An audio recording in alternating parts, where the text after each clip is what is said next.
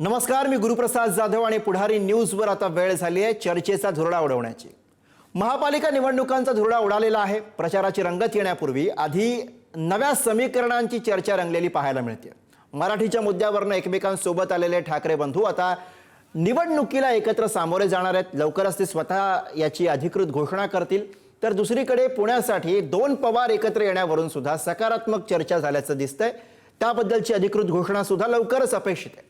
आगामी महापालिका निवडणुकांच्या निमित्तानं मुंबईमध्ये ठाकरे ब्रँड तर तिकडे पुण्यामध्ये पवार ब्रँड एक होणं, याचे नेमके राजकीय अर्थ काय आहेत? ठाकरे ब्रँड संपला अशी टीका एका बाजूला आहे, दुसरीकडे अजित पवार सत्तेत असले तरी सुद्धा पक्ष विभागला गेल्यामुळे ताकद कमी झाल्याची चर्चा ही दुसऱ्या बाजूला आहे। आणि अशात एकीतून ठाकरे ब्रँड पवार ब्रँड वाचणार का, तो वाढणार का? बरोबर शिंदे भाजपसाठी निवडणुका सोप्या असल्याचं चित्र नुकत्याच झालेल्या या निवडणुकांमधनं निर्माण झालेलं असतानाच ते बदलणार का? या सगळ्या विषयी आपण विस्ताराने बोलूयात आणि याच विषयावरती आहे आज आपला चर्चेचा धुरळा।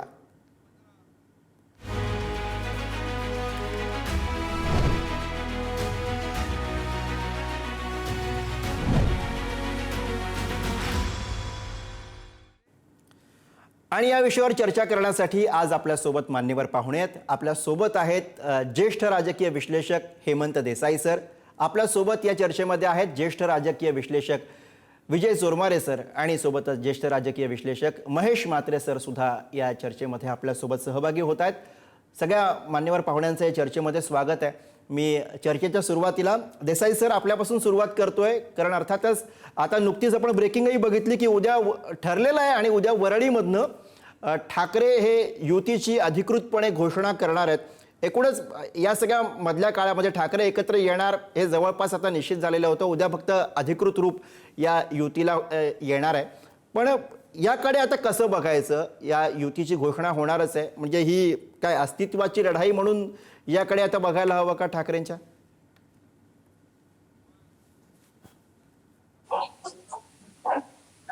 हे मान्यच करायला पाहिजे, कारण विधानसभा निवडणुकीमध्ये झटका बसला आणि नगर परिषद नगरपालिकांच्या निवडणुकामध्ये दोन्ही ठाकरेंनी फारशी इन्व्हेस्टमेंट केलीच नाही। त्यांनी प्रचारामध्ये कुठेही गेले नाहीत आणि त्यामुळे त्यांना कदाचित जे काय अपेक्षित होतं त्याप्रमाणे त्यांना फटका बसलेला आहे। मुंबई महानगरपालिकेवरती त्यांनी पूर्णपणे लक्ष केंद्रित केलेलं आहे। माझ्या मते मुंबई महानगरपालिकेबरोबरच त्यांनी बाकीचे जे हे होते बाकीच्या पालिका किंवा नगर परिषदा याच्यावर सुद्धा किमान आपल्या दुय्यम नेतृत्वाला तिथे फळीला उतरवायला पाहिजे होतं। तशा प्रकारे उतरवण्यात आलं नाही आणि जे ठाकरे सेनेचे जे नेते आहेत, अंबादास दानवे असतील भास्कर जाधव असतील, जे नेते आहेत ते त्यांच्या किल्ल्यातच अडकून पडले। ओमराजे निंबाळकर त्याच्या पलीकडे त्यांनी जाऊन प्रचार केला नाही। खुद्द उद्धव ठाकरे आदित्य ठाकरे तिथे गेले नाहीत।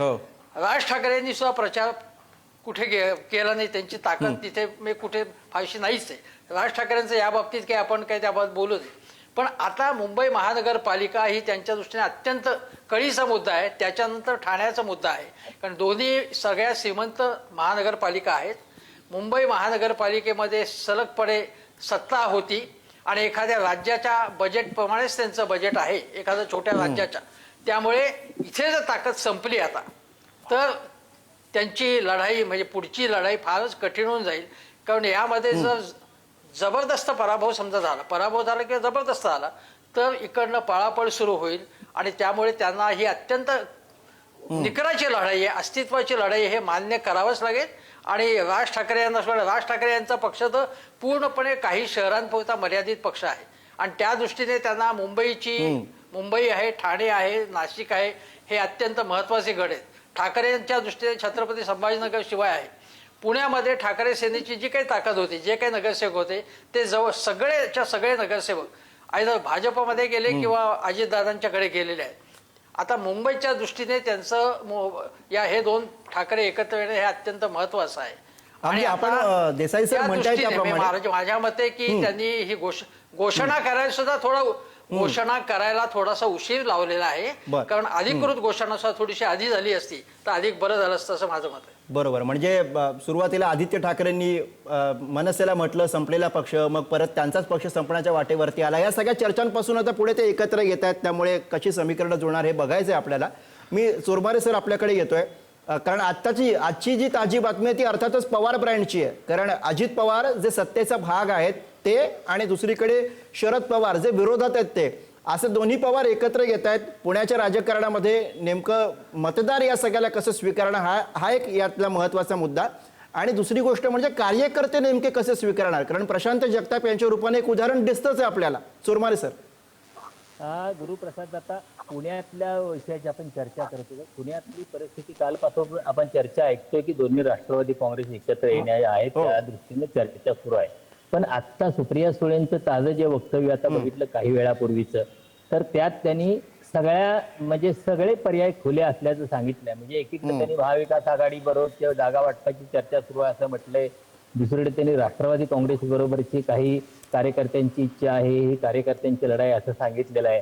आणि त्याच वेळी या दोन्ही राष्ट्रवादी काँग्रेसची आघाडी होणार म्हणून प्रशांत जगताप जे शरद पवारांच्या पक्षाचे तिथे पुण्याचे शहराध्यक्ष आहेत ते पक्षाचा राजीनामा देत आहेत अशीही बातमी आहे. म्हणजे असे वेगवेगळ्या बातम्या, पण त्या सगळ्याचा सूर अंतिमता दोन्ही राष्ट्रवादी काँग्रेस एकत्र येणार किंवा कसे, हा त्याचा एकूण चर्चेचा केंद्रबिंदू आहे. आता प्रश्न असा आहे की ठीक आहे, हे शरद पवारांच्या राष्ट्रवादी काँग्रेसला अजित पवारांच्या राष्ट्रवादी काँग्रेस बरोबर आघाडी करावी अशी गरज का वाटायला लागल्या, याचं उत्तर मला वाटतं जर तसं असेल तर याचं उत्तर कोण आणि कधी देणार, कशासाठी देणार. कारण कार्यकर्त्यांच्या नावावर पावती फाडणं सोपं असतं, पण जे कार्यकर्ते अजितदादा भारतीय जनता पक्षासोबत गेल्यानंतर अजितदादांशी व्यक्तिगतरित्या उत्तम संबंध असताना सुद्धा, अजितदादांच्याकडून प्रचंड सत्तेचे सगळे लाभ मिळणार असताना सुद्धा केवळ धर्मनिरपेक्षतेची भूमिका असेल किंवा शरद पवार यांच्यावर निष्ठा असेल, या दोन्ही गोष्टी धरून शरद पवारांच्या सोबत राहिले तर या सगळ्या आपल्या कार्यकर्त्यांना शरद पवारांचा पक्ष पुन्हा अजितदादा पवारांच्या दावणीला नेऊन बांधणार आहे का, हा यातला खरा प्रश्न आहे. आणि मला वाटतं प्रशांत जगताप यांच्या भूमिकेतून तोच प्रश्न अधोरेखित झालेला आहे. अनेकांची स्वाभाविक इच्छा असेल की अजितदादांच्या पक्षाबरोबर आघाडी केल्यावर आपल्याला आर्थिक बळ मिळेल, आर्थिक ताकद मिळेल. पण जर तुमची लढाई भारतीय जनता पक्षासोबत आहे, अजितदादा यांचा पक्ष राज्याच्या पातळीवर भारतीय जनता पक्षासोबत आहे, तर पुण्यात पुरता भारतीय जनता पक्ष वेगळा आहे का? म्हणजे सगळीकडे तो असा राक्षसी पक्ष आहे, म्हणजे चांगला पक्ष आहे आणि पुण्यात तो असा आक्रमण करून येतोय आणि त्याला रोखायला पाहिजे, तो रोखण्यासाठी अजित पवारांची मदत घ्यायला पाहिजे. म्हणजे भारतीय जनता पक्षाला अजित पवारांच्या मदतीनं रोखायचं हे कसं आणि काय, हे गणित कुणालाही, म्हणजे कुणालाही ज्याला राजकारणाचं प्राथमिक कळतं त्याच्या दृष्टीनं हे खोडच आहे. म्हणजे हे कशासाठी चाललंय, काय चाललंय, म्हणजे हे राजकारण आहे की कुटुंब कारण आहे, याचंही मला वाटतं हाही बरोबर असा प्रश्न पडावा. अशा सगळ्या घडामोडी घडतायत.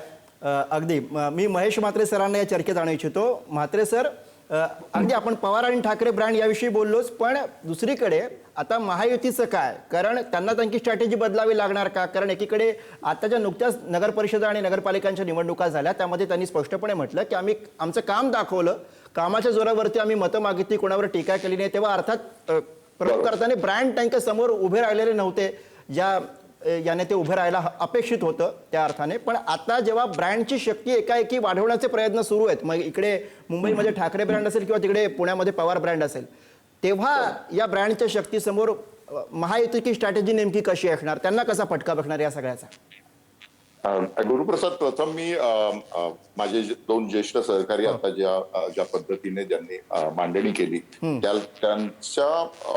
त्यांचीच मांडणी पुढे नेण्याचा मी प्रयत्न करतो. मुख्य म्हणजे आपण लोकशाही मानणारे लोक आहोत, लोकांसाठी चालवलेली शासन व्यवस्था म्हणून लोकशाहीकडे बघितलं जातं. परंतु आता ब्रँड वगैरे असे शब्द वापरून घराणेशाहीचं जे उदात्तीकरण आपल्याकडे सर्रास सुरू झालेलं आहे आणि लोकमान्यता या सगळ्या गोष्टीला मिळते, तर याकडे जरा गांभीर्याने आपण सगळ्यांनी बघण्याची गरज निर्माण झाली. मुळात ठाकरे ब्रँड किंवा पवार ब्रँड यांच्या संदर्भात खूप मोठ्या प्रमाणात आता बोललं जातं. परंतु हे दोन्ही पक्ष ज्यांनी सातत्याने घराणेशाहीचा पुरस्कार केला, नेतृत्व एका कुटुंबाकडे राहावं, कुटुंब केंद्रित राजकारण राहावं, यासाठी अगदी म्हणजे ज्यांना अनुभव नव्हता अशा आदित्य ठाकरे यांच्याकडे पहिल्याच फटक्यामध्ये मोठं मंत्रिपद आलं. योगेंद्र पवार किंवा रोहित पवार किंवा पार्थ पवार यांना थेट राजकारणाच्या रिंगणामध्ये उतरण्याची संधी मिळाली. तर हे सगळं जे कुटुंब केंद्रित राजकारण आहे, या कुटुंब केंद्रित राजकारणाचा आपण माध्यमांनी किती उदो करायचा. म्हणजे आता बाळासाहेब ठाकरे ज्या वेळेस सक्रिय होते त्यावेळेस ठाकरी भाषा, ठाकरे ब्रँड अस्तित्वात होता, मी समजू शकतो. ब्रँड जेव्हा हा शब्द आपण इंग्रजीमध्ये त्याचं स्पेलिंग करतो तो BRAND, तर त्यातला B for Balasaheb, R for roots, त्यांची या भूमीतल्या भूमिपुत्रांच्या मुळांशी नाळ जोडलेली होती. आता ती रूट्स संपलेले आहेत. त्यामुळे आता जे काही सो कॉल्ड दोन सेना स्वतःला ब्रँड म्हणून घेण्याचा प्रयत्न करतायत त्यांच्यातला आर गेलेला आहे आणि तो निव्वळ बँड उरलेला बँड, जो दोन्हीकडून ढोल वाजवणारा बँड आहे.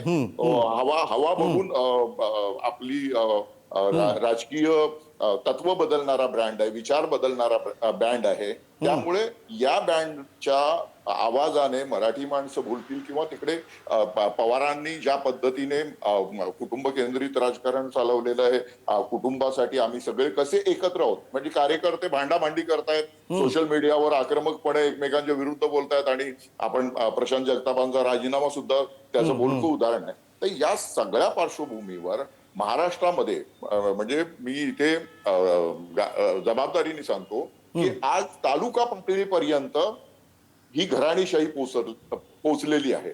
म्हणजे आमदार खासदार यांचीच घराणी नगरपालिका, नगरपंचायत, ग्रामपंचायतीपर्यंत पोहोचताना आपल्याला दिसत आहेत.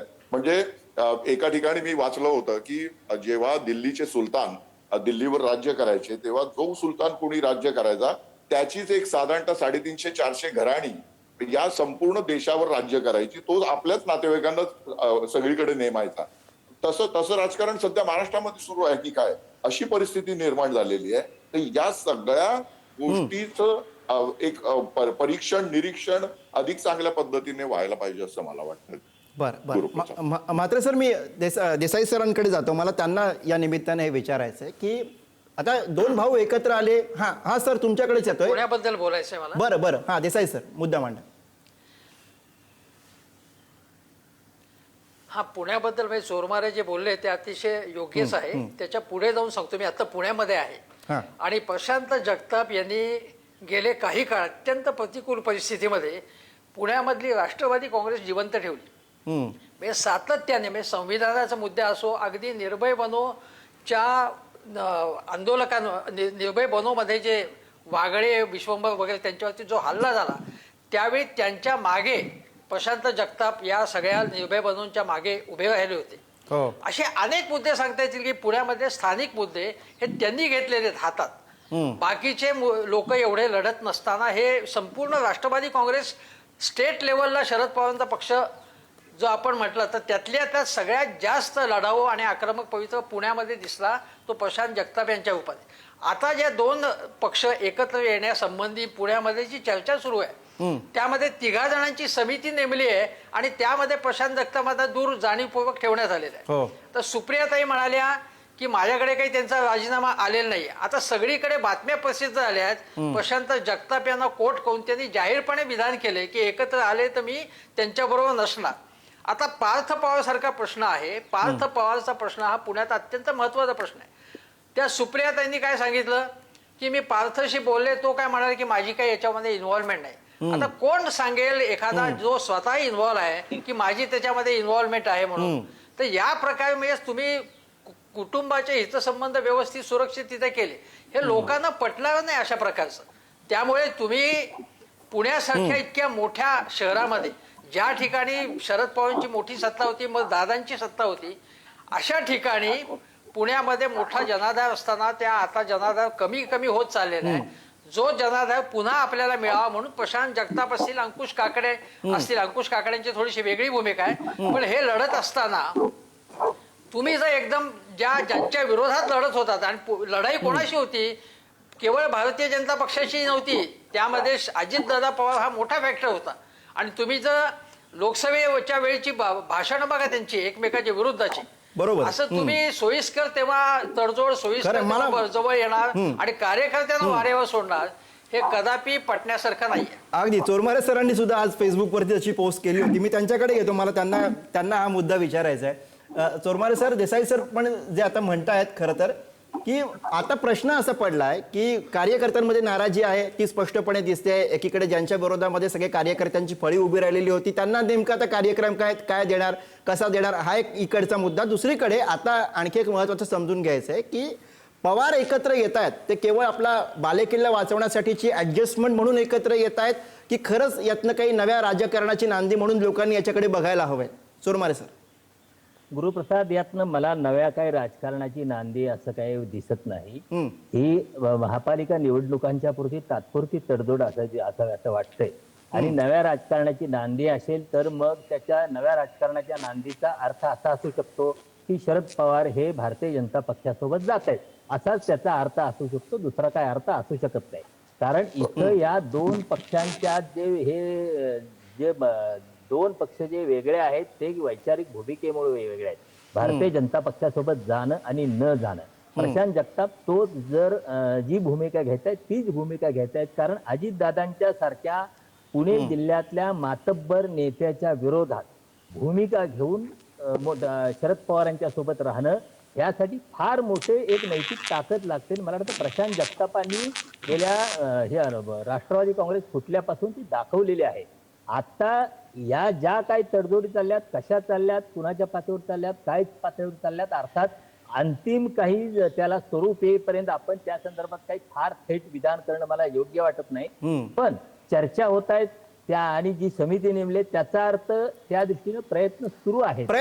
पण मात्र सर आणि हे प्रयत्न जर गुरुप्रसाद जर हे पुण्यापुरते प्रयत्न आहेत म्हणता येऊ शकत नाही.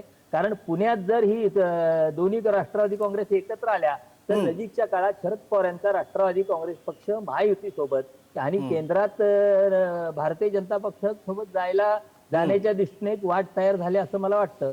पण चोरमारे सर, इथे असंही म्हणावं लागेल की म्हणजे एकीकडे मुंबईतल्या आपण ठाकरे ब्रँडविषयी चर्चा करतोय ते प्रामुख्यानं सुरुवातीपासून दुरावलेले होते, त्यांच्यामध्ये मतभेद होते, मनभेद होते, हे सगळं महाराष्ट्राने पाहिलेलं आहे. पण पवारांच्या बाबतीत तसं काही दिसलं नाही. ते अधूनमधून भेटत होते, कार्यकर्त्यांमध्ये चर्चा होती की ते एकत्र आहेत म्हणून. हे बघा, नाही दोन्हीची गल्लत करू नका. दोन्ही पवारांचे किंवा पवार कुटुंबातले परस्पर लोकांचे व्यक्तिगत संबंध ही वेगळी गोष्ट आहे. आणि राजकारण ही त्यांची कौटुंबिक बाब आहे. त्याच्या संदर्भात ते संबंध कसे ठेवावेत, काय ठेवावेत हा त्यांचा प्रश्न आहे. पण ज्यावेळी राजकारणाचा मुद्दा येतो तेव्हा राजकारण हे वैचारिक भूमिकेवर आधारित आहे. आपण जर शरद पवारांच्या पुरता विचार केला तर ते वैचारिक भूमिका म्हणून त्यांचा पक्ष भारतीय जनता पक्षापासून आणि अजित पवारांच्या पक्षापासून वेगळा राहिलेला आहे. आणि असं असताना पुन्हा जर अधूनमधून त्या संदर्भातल्या चर्चा करणं, त्या संदर्भात बातम्या उठवणं आणि पुन्हा या निमित्तानं पुन्हा त्या दृष्टीनं चर्चा सुरू करणं म्हणजे समिती स्थापन करणं म्हणजे तुम्ही त्या दृष्टीनं तुमची तयारी आहे. खरं तर इतक्या कठीण परिस्थितीत कार्यकर्ते भारतीय जनता पक्षाविरोधात लढत असताना आम्ही अजितदादा जे लोक भारतीय जनता पक्षासोबत आहेत त्यांच्यासोबत आम्ही जाणार नाही अशीच भूमिका हवी होती शरद पवारांची आणि त्यांच्या पक्षाची. पण तशी भूमिका दिसत नाही. कार्यकर्त्यांच्या आडून दोन्ही राष्ट्रवादी काँग्रेसचं एकत्रीकरण त्या दृष्टीनं पावलं पडायला लागलेत असं मला वाटतं. मला म्हात्रे सरांकडे यायचंय, मला त्यांना हा प्रश्न विचारायचा आहे. प्रामुख्याने मुंबई आणि ठाकरे ब्रँडच्या अनुषंगाने हा प्रश्न आहे. ठाकरे ब्रँड जेव्हा मुंबईमध्ये एकत्र येतोय अशा पार्श्वभूमीवरती जेव्हा मुंबईसाठी महायुतीनं 150+ टार्गेट सेट केलेलं आहे, तर याच्यावरती या सगळ्या गणितांवरती याचा काही परिणाम होऊ शकतोय असं आपल्याला वाटतं? बहुतेक म्यूट आहे आपला आवाज. शिवसेनेला 84 जागा मिळाल्या आणि त्यावेळेस मनसेला ज्या पद्धतीने अपेक्षा होती तो पूर्णपणे त्यांचा अपेक्षा भंग झाला होता. शिवसेनेच्या 84 जागांच्या खालोखाल भारतीय जनता पक्षाकडे 82 जागांवर विजय मिळवलेला होता आणि तरीही भारतीय जनता पक्षाने शिवसेनेकडे सत्ता जाऊ दिली. आता शिवसेना विभागलेली आहे, फुटलेली आहे. एकनाथ शिंदेकडे एक मोठा चंक त्यांच्या नगरसेवकांचा किंवा माजी नगरसेवकांचा गेले. दुसरी महत्वाची एक अत्यंत गोष्ट आहे ती म्हणजे उद्धव ठाकरे यांनी एक घोषणा केली, ती म्हणजे 60 वर्षाच्या वरील जे सिटिंग नगरसेवक आहेत त्यांना ते तिकीट देणार. त्यामुळे शिवसेनेसारखा पक्ष जिथे या आधी तुमचं इलेक्टिव्ह मेरिट याला खूप महत्व होतं, त्यामुळे आधी निवडून आलेल्या माणसालाच रिपीट केलं जात होतं. तुम्ही अनेक नगरसेवकांचा जर ट्रॅक रेकॉर्ड जर बघितलं तुमच्या लक्षात येईल की 4-4, 5-5, 6-6 टर्म्स नगरसेवक म्हणून राहिलेले अनेक शिवसेनेचे नेते आपल्याला मुंबईमध्ये पाहायला मिळतात. तर या सगळ्या पार्श्वभूमीवर आत्ताच्या याच्यात निवडणुकीमध्ये सगळ्यात मोठी बंडाळी कोणाची होणार आहे, तर हे 60च्या वरचा जो वर्ग आहे यांच्यामध्ये होणार आहे. त्यामुळे तिथे त्यांच्या घरातील व्यक्तीला जर तिकीट दिलं तर ते तिथे काम करतील, अन्यथा शिवसेनेचीच माणसं खूप मोठ्या प्रमाणात, म्हणजे उद्धव सेनेची माणसं खूप मोठ्या प्रमाणात बंडाळी करताना दिसतील. राज ठाकरे यांच्या संघटनेचं अस्तित्व मुंबईमध्ये तेवढ्या प्रमाणात आपल्याला पाहायला मिळत नाही. याचं मुख्य कारण असं आहे, मनसेच्या स्थापनेपासून एकदा नव्हे, दोनदा नव्हे, 3 वेळा मनसेने आपले जे पदाधिकारी नेमलेले होते त्या पदाधिकाऱ्यांच्या नेमणुका बरखास्त केलेल्या आहेत. त्यामुळे तिथे ची एक शिवसेनेचं किंवा मनसेचं बलस्थान काय आहे, तर शाखांमधली कार्यकर्त्यांची मांदियाळी तिथे नेहमी जमलेली असते. हे या संघटनांचं बलस्थान आहे. शिवसेनेकडे आजही बऱ्यापैकी शाखा आहेत, परंतु मनसेच्या शाखा तुम्हाला फार कमी प्रमाणात पाहायला मिळतात, किंवा असल्या तरी त्या सक्रियपणे चालताना दिसत नाहीत. त्यामुळे या दोन्ही पक्षांच्या यशावर या 2 गोष्टींचा प्रचंड मोठा परिणाम होणार आहे. आणि दुसरीकडे भारतीय जनता पक्ष हा अत्यंत सुनियोजितपणे, पद्धतशीरपणे बूथ लेवल पर्यंत त्यांची ती पन्ना प्रमुख वगैरे जे काय त्यांच्या पद्धती आहेत त्या स्तरापर्यंत काम करणार. म्हणजे पन्ना प्रमुख ते पंतप्रधान या लेवलला त्यांच्या आता सभा सुद्धा निश्चित झालेल्या आहेत. तर निवडणूक म्हणजे एक युद्ध आहे आणि ते युद्ध आम्ही निकराने लढून जिंकणार, ही जी त्यांची धडपड असते. आणि आता गिरीश महाजन म्हणलेले आहेत की प्रेमात, युद्धात आणि निवडणुकीत हे सगळे काही क्षम्य असतात. बरोबर आहे, आणि ते तशा पद्धतीने लढताना आपल्याला दिसतात. त्यामुळे मुंबई महापालिकेच्या या निवडणुकीत मागच्या वेळेस भारतीय जनता पक्षाने सत्ता सहजपणे उद्धव ठाकरे यांच्यासाठी सोडलेली होती. आता त्याच निकराने किंवा निग्रहाने सत्ता त्यांच्याकडून खेचून घेताना आपल्याला दिसतील. त्यामुळे मला स्वतःला ठाकरे ब्रँड वगैरे बोलायला ठीक आहे, परंतु जे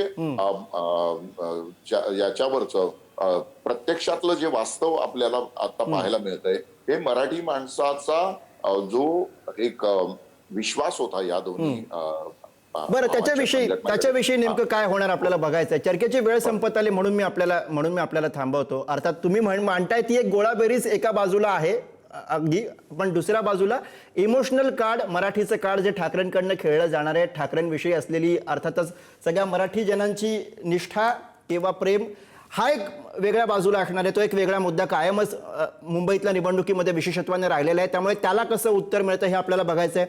नुकत्याच झालेल्या नगरपालिका आणि नगरपरिषदा निवडणुकांनंतर भारतीय जनता पक्षाने असं सांगितलेलं होतं की आम्ही आमचं काम दाखवून मतं मिळालेली आहेत. थोडक्यात ब्रँड विरुद्ध काम असा सामना झाला होता आणि तेव्हा कामाच्या जोरावरती आम्ही जिंकलो असं सत्ताधाऱ्यांना वाटतंय. पण ब्रँडची विभागलेली ताकद ही एकत्र आल्यानंतर तराजूमध्ये नेमकं काय वजनदार ठरतं हे आता आपल्याला निवडणुकांच्या निमित्तानं पाहायचं आहे. होऊ घातलेल्या या निवडणुका निश्चितच याचं उत्तर देणाऱ्या ठरतील अशी अपेक्षा करूया. आजच्या या चर्चेच्या धुरड्यामध्ये सगळ्या मान्यवर पाहुण्यांनी आपल्याला वेळ दिला त्याबद्दल सगळ्या पाहुणे मंडळींचा आभार. आणि यासह आजच्या या चर्चेमध्ये आपण इथेच थांबतोय. पाहत राहा पुढारी न्यूज.